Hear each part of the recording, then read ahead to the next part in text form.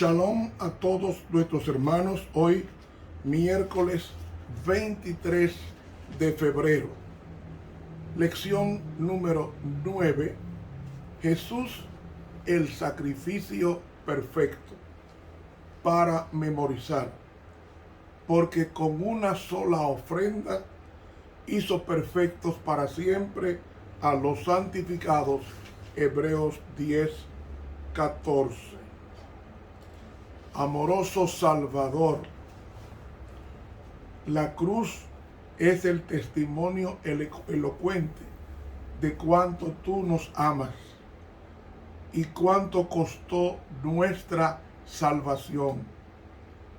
Ayúdanos, bendito Señor, a valorar tu sacrificio, aceptándolo diariamente en nuestras vidas. Amén. Para hoy, miércoles, la cruz y el costo del perdón. Leeremos el capítulo 9 de la epístola a los Hebreos. Ese capítulo 9, comencemos a leer el versículo 22 y concluiremos con el versículo 28. Leemos así.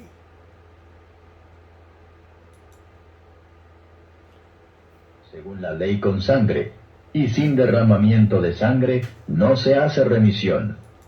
¿Remisión qué significa? Remisión significa perdón. Es decir,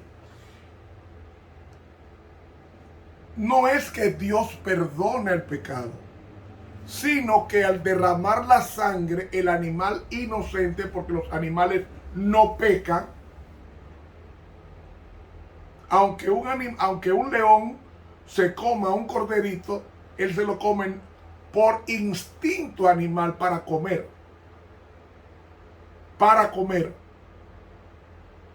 Pero el hombre sí peca porque el hombre es el único ser moral que hay en la tierra, no los animales. Ellos actúan instintivamente y defensivamente. Así que cuando la persona pecaba y llevaba un cordero, esa sangre derramada por el animal evitaba que el pecador recibiera el juicio retributivo divino, porque era una sombra de la sangre de Cristo que vendría a morir por nosotros. Por eso es que la sangre, dice aquí que sin derramamiento de sangre no hay perdón. Es decir, el pecado exige la muerte. Y hasta que no muera el animal, el pecado no se siente tranquilo sin la sangre derramada, es decir, la vida entregada por el animal en sustitución o vicaria del pecador. Fue pues necesario que las figuras de las cosas celestiales fuesen purificadas con estas cosas. Quiero aclarar. Empero las mismas cosas celestiales con mejores sacrificios que estos. Porque no entró Cristo en el santuario hecho de mano, figura del verdadero, sino en el mismo cielo, para presentarse ahora por nosotros en la presencia de Dios. Quiero decir algo muy serio y muy atinado. No era la sangre como tal la que hacía expiación, sino la sangre aplicada y derramada. Era la sangre rociada la que hacía expiación, no la sobrante, porque la sobrante se vertía en el suelo. Así que con esto da a entender que la sangre aplicada en el pecador tenía su función de perdón legal, y el juicio retributivo entonces caería sobre Cristo, que es su representante. Y no para ofrecerse muchas veces a sí mismo, como entra el pontífice en el santuario cada año con sangre ajena. De otra manera fuera necesario que hubiera padecido muchas veces desde el principio del mundo. Es decir, el sumo sacerdote no podía entrar al lugar santísimo una vez al año sin llevar la sangre de un cordero y después del macho cabrío, uno por él y otro por el pueblo. No podía entrar porque moría inmediatamente en la presencia de Dios. Él tenía que entrar con la sangre de un animal y rociarla 7 veces sobre el arca del pacto, donde estaba la presencia de Dios, la Shekinah. Pero él entraba muchas veces. ¿En qué sentido muchas veces? Una vez al año, durante 20, 30 años de ejercicio, él tenía que entrar año tras año a ese lugar y después moría y venía otro sumo sacerdote sucesor. Pero Cristo no. Cristo entró una vez al santuario. Ahora mismo, desde 1844, ¿por qué 1844? Porque esa profecía termina en ese año, la profecía de los hasta 2300 días, y el santuario será purificado. Daniel 8:14. ¿Purificado de qué? Cada día el santuario se contaminaba con la sangre de los animales untada en los 4 cuernos que tenía el altar de sacrificio en el atrio exterior, o en ocasiones era rociada delante del velo del lugar santo. Y esa sangre estaba contaminando el santuario. Pues para descontaminar el santuario, de toda esa sangre registrada diariamente en los cuernos del altar, como también en el velo del lugar santo, eso producía hedor, producía mal olor. Por eso es que había en el lugar santo un altar de incienso, que era para perfumar del mal olor de la ofrenda, de la sangre de la ofrenda sobre la cortina. Y ese santuario tenía que ser purificado. Es decir, esos pecados que hedían tenían que ser perfumados con la sangre de Cristo y depositados sobre el macho cabrío Azazel el día 10 de Tisri del 7º mes, y llevado al desierto por una persona del sacerdocio escogida para ello, que era una representación de Satanás, quien al final sería el portador de los pecados del pueblo de Dios, no del mundo, no, del pueblo de Dios nada más, porque cada cual va a pagar por su culpa si no se ha arrepentido. Los impíos van a pagar con su vida su pecado en el día de la retribución final, y los cristianos que aceptaron a Cristo, ya Cristo descansará esos pecados sobre el macho cabrío, y el macho cabrío errará 1000 años en la tierra como corresponsable de los pecados que hizo cometer al pueblo de Dios ya arrepentido, el pueblo de Dios. Entonces eso hay que tenerlo bien claro, bien definido. Entonces, ¿qué hace Cristo? Como Él nunca pecó,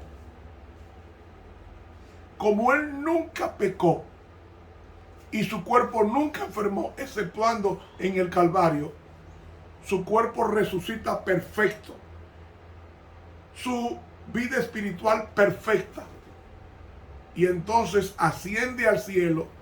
Y como Cristo era perfecto como humano, si hubiese habido alguna imperfección en Cristo, Él no podría haber subido al cielo, porque sería destruido por la gloria del Padre como humano, no como divino, no, como humano.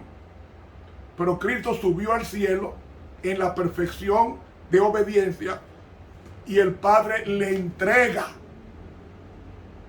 la soberanía, le entrega el sacerdocio según el orden de Melquisedec,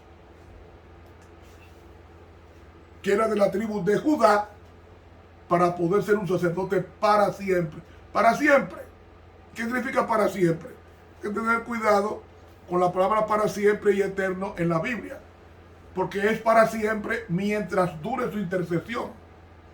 Siempre habrá un sacerdote en el cielo para perdonarnos, que es Cristo Jesús, que siempre nos escuchará, no importa la hora ni el lugar donde estemos y clamemos a Él.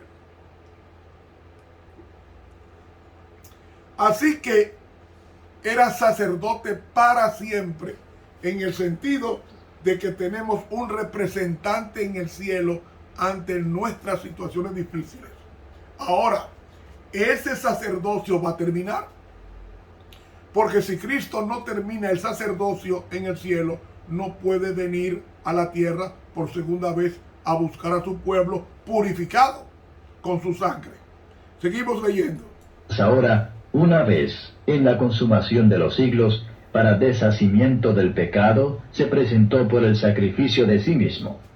Y de la manera que está establecido a los hombres que mueran una vez, y después el juicio, así también Cristo fue ofrecido una vez para agotar los pecados de muchos, y la segunda vez, sin pecado, será visto de los que le esperan para salud.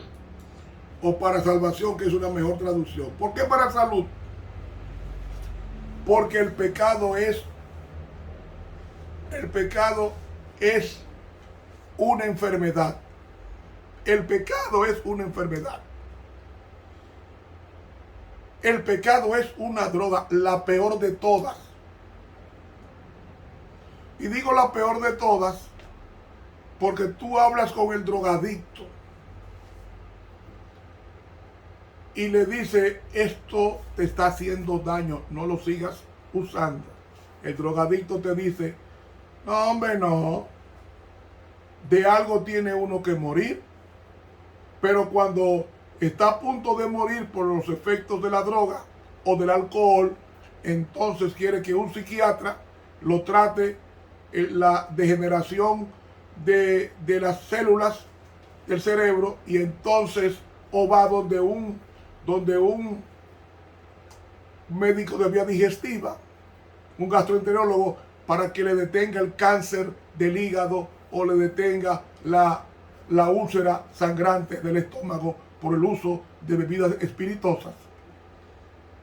Nadie quiere morir, oiga eso, nadie quiere morir por más viejo que esté, porque el hombre no fue hecho para morir.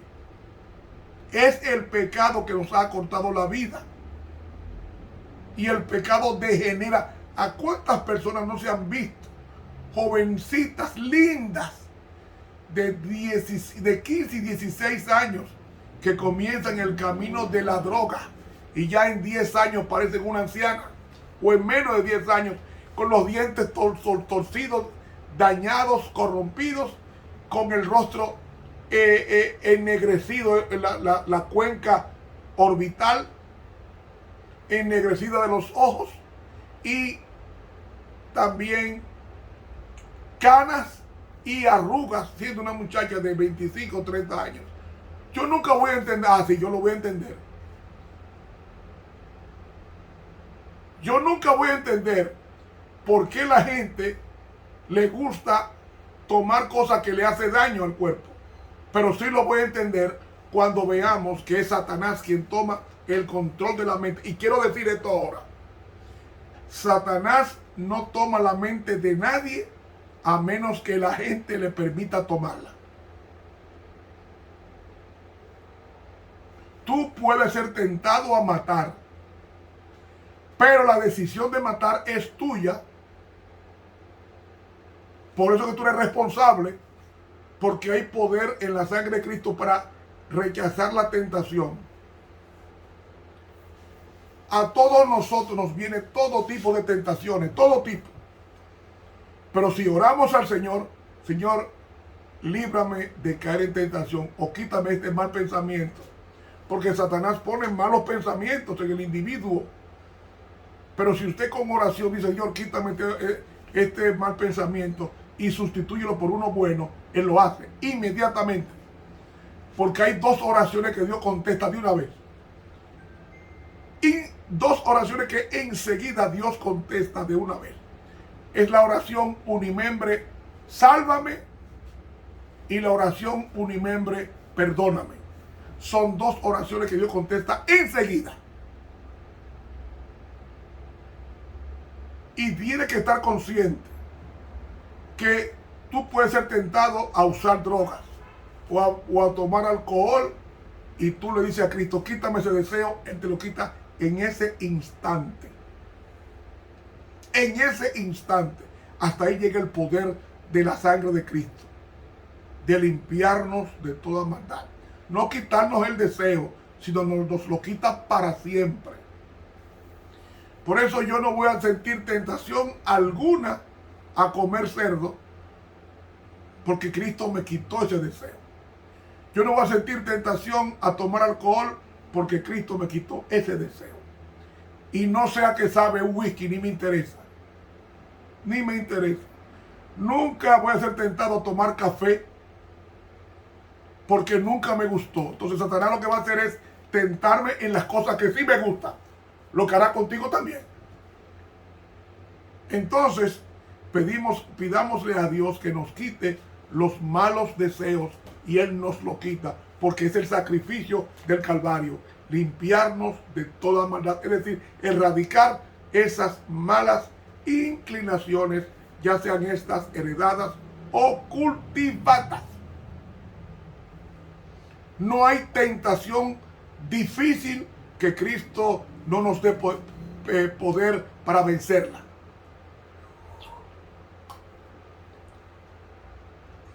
Y en la medida que usted va venciendo, dice la sierva de Dios en el libro Patriarcas y Profetas, que cuando usted vence una tentación, lo capacita para vencer con más facilidad la segunda, y después la tercera, y la cuarta. Llegará un momento que para usted será tan natural obedecer como lo era Adán antes de caer. Pero la caída se fortalece, la tentación se fortalece en la caída. Y una primera caída facilita la segunda, y después la tercera, y llega un momento que eso es habitual en ti. Pues eso mismo pasa con la sangre de Cristo. Cuando nos limpia de un pecado confesado y abandonado, nos capacita para no repetir ese pecado en otra ocasión, y nos va capacitándonos de tal manera que lo que usted amaba antes terminará odiándolo. Esa es la ventaja de nosotros vencer, que en la medida que vayamos venciendo, nosotros iremos robusteciéndonos en esa zona antes débil, ahora fortalecida en Cristo Jesús, para vencer cualquier invitación a pecar. Hermanos, el pecado es algo tan terrible que, como dije en la semana pasada, si usted quiere ver cuánto costó su salvación, vaya al Calvario. La vida de Dios. ¿Por qué Dios no mandó un ángel para morir por ti y por mí? ¿Sabe por qué? Porque el ángel es un ser creado. Cristo es esencialmente Dios, y la ley exigía la muerte de Dios para poder satisfacer la muerte del hombre por sentencia de pecado. Todos los ángeles hubiesen muerto y no satisfarían la muerte, el pecado de Adán. ¿Por qué? ¿Por qué? Porque la ley de Dios exigía la muerte del pecador, y Cristo tuvo que venir personificando la ley violada por Adán, personificándola para poder, por vía de la ley, que es Él, darle salvación y vida eterna, no en la ley de letras, de palabras escritural, sino la ley persona, es a saber Cristo. Cuando Cristo nos perdona, nos implanta su ley, y la ley de Dios es su carácter, que vamos a obedecer en forma natural en la medida en que vayamos venciendo todas esas cosas malas en nuestras vidas. El costo del perdón es ese, que Cristo estuvo expuesto. Dice aquí el deseado.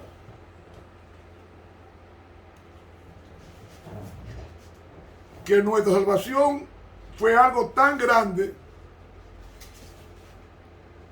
que Cristo arriesgó. Oiga lo que dice aquí este libro, el deseado de todas las gentes. Página 33, con relación a Cristo.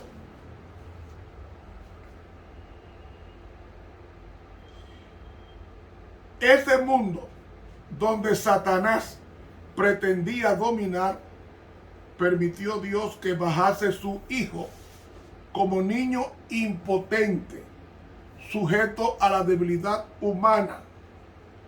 Le dejó arrostrar los peligros de la vida común con toda alma humana, pelear la batalla como la debe pelear cada hijo de la familia humana, aún a riesgo de sufrir la derrota y la pérdida eterna.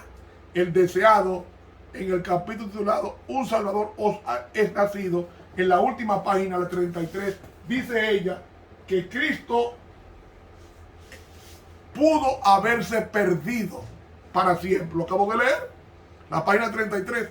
Si Cristo hubiese pecado, Cristo hubiese quedado en el planeta Tierra perdido para siempre. Solamente eso es una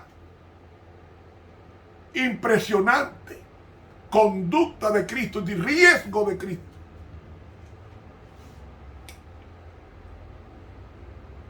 Que estuvo a punto de perderse con tal de conquistarte a ti, a mí. Cuando tú vayas a pecar, piensa lo que pasó a Cristo en el Calvario. Que eso que le pasó a Cristo en el Calvario fue una muerte de cruz, la más horrenda de todas las muertes. De todos los suplicios, el peor de todos fue el de la cruz, porque primero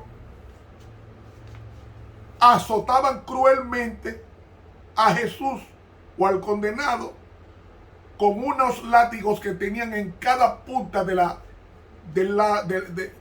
cada punta de la tira, tenía puntas de metal, plomo, que cuando se adhería al filete de metal, que cuando se adhería al cuerpo, traía la tira de la piel. Y eran muchas. El azote eran muchas tiras con eso en la punta. Y a Jesús le dieron azotes sin contar, porque no fueron 40 menos 1, no. Porque él fue azotado por Roma. O sea, le dieron tantos golpes, que temieron que iba a morir. Y todo eso lo pasó Cristo en el Calvario. Si usted lo duda, para que vea un pálido reflejo, vea la película La Pasión del Cristo de Mel Gibson, para que ustedes vean.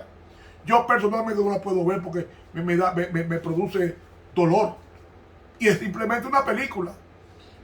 ¿Y saben algo, mis hermanos? Después que se hacía eso con el condenado, lo crucificaban a sangre fría, las manos y los pies, y lo subían y lo enterraban, le enterraban la cruz con violencia, dice el deseado, para crucificar a Jesús, y se rasgaba la piel.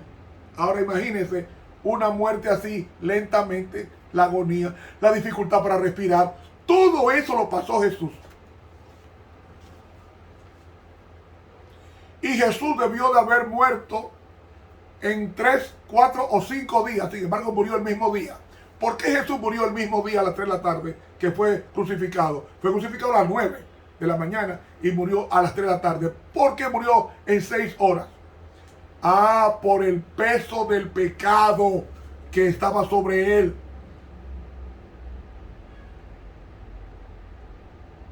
Y ese peso del pecado, al morir Cristo, oiga bien, él dijo, yo pongo mi vida para volverla a tomar.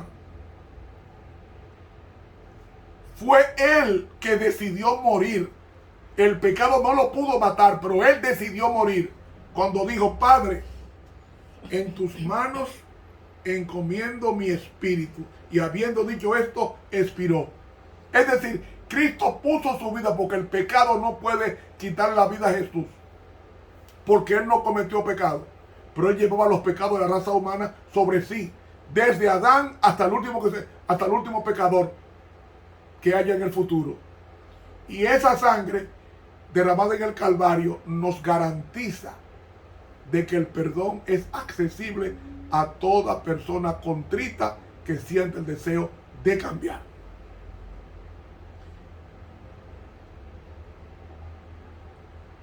Y me alegra, Dios no es ni católico, ni evangélico, ni testigo de Jehová. Dios es Dios. Y al corazón contrito y humillado no despreciarás tú, oh Dios, dice el Salmo 51. Pues Dios escucha igualmente al católico que al evangélico, al testigo de Jehová como al ateo, lo escucha igual. Porque todos fuimos comprados con su sangre en el Calvario. Y si usted se pierde mañana, no es por decisión de Dios. Porque de tal manera amó Dios al mundo que ha dado a su Hijo unigénito, para que todo aquel que en él cree no se pierda, mas tenga vida eterna. Si usted se pierde, es porque usted decidió perderse y no porque Dios lo destinó a eso. Porque el Calvario dice: para que todo aquel que en él cree no se pierda, mas tenga vida eterna. Para eso necesitamos entenderlo. Hermanos, que Dios nos ayude a odiar el pecado, esa inclinación a lo malo, que Dios nos quite ese mal deseo y nos ayude a vivir vidas victoriosas para exhibirnos cuando venga por segunda vez como trofeos de gloria en cielos nuevos y en tierra nueva. Estuvo con ustedes el profesor Ramón Romero, quien te invita a suscribirte a nuestro canal de YouTube Ramón Romero, dándole clic a la campanita, like también, y permite en consecuencia que otros tantos puedan conocer este Evangelio del Reino. Que Dios nos bendiga.